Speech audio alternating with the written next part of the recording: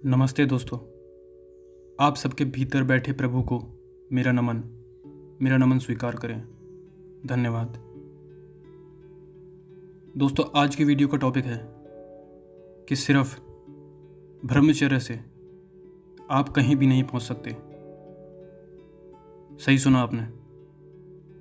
अगर आप ये सोच रहे हैं कि इतना ब्रह्मचर्य के बारे में सभी बात करते हैं, ये इससे ये हो सकता है, इससे वो हो सकता है, तो मैं आपको पूरा बता दूं कि सिर्फ ब्रह्मचर्य से आप कहीं भी नहीं पहुंच सकते। और इसका प्रूफ ये है कि हमारे वेदों में, ऋषि मुनियों के द्वारा ग्रंथों में 4 आश्रम बताए गए हैं। अगर आपको नहीं पता तो आप नेट पे सर्च भी कर सकते हैं। पहला ब्रह्मचर्य, दूसरा गृहस्थ, तीसरा वानप्रस्थ और चौथा संन्यास।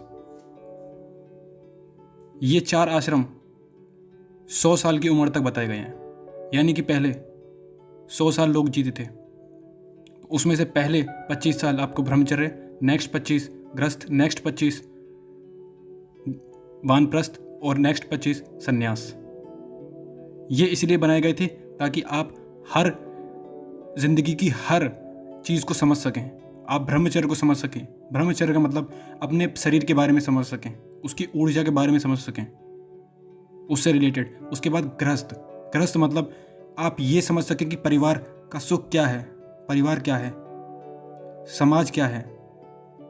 उसके बाद वानप्रस्थ, आप ये सब चीज़ें समझ चुके, उसके बाद आप ये समझें कि क्या इनमें कुछ है।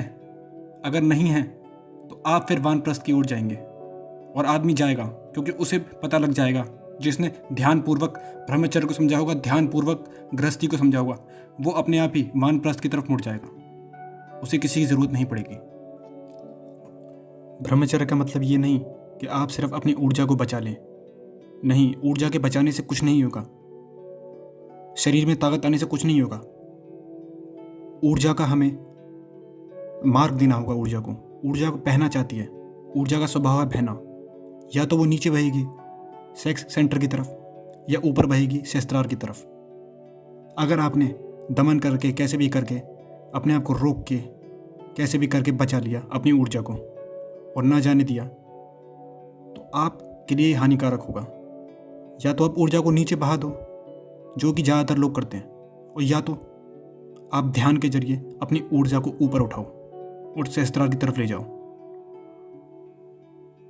क्योंकि इसके बिना अगर आपने कुछ भी गड़बड़ की कि मैं बस बैठ गया और मैं बस ब्रह्मचर्य का पालन किया और बस हो गया, तो ये आपके लिए ही घातक होगा।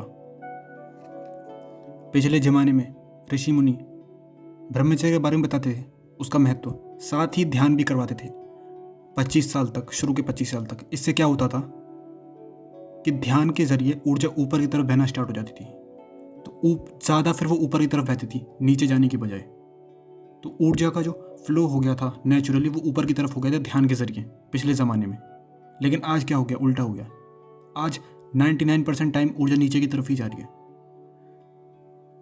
और जब उसको नीचे की तरफ ही जा रही है, अगर आपने उसे रोका तो वो धक्का देगी, कैसे भी करके बाहर निकलेगी। चाहे वो रात को सोते समय आपका वीर्यपात हो जाए या आप खुद से निकाल दो, वो होगी अगर आपने उसे रोका। तो यही बताना चाहता हूँ कि केवल ब्रह्मचर्य से कुछ नहीं होने वाला।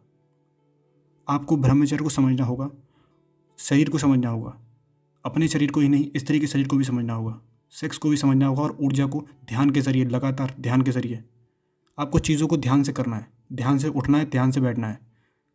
और एक दिन ऐसा आएगा कि आप अपनी ऊर्जा को ऊपर उठते हुए महसूस करोगे। उसे ही कुंडलिनी शक्ति का नाम दिया गया है। अगर आपने नहीं सुना तो पता होगा आपको, आपने वीडियो भी देखी होंगी। बस दोस्तों, इतना ही कहना था मुझे। धन्यवाद।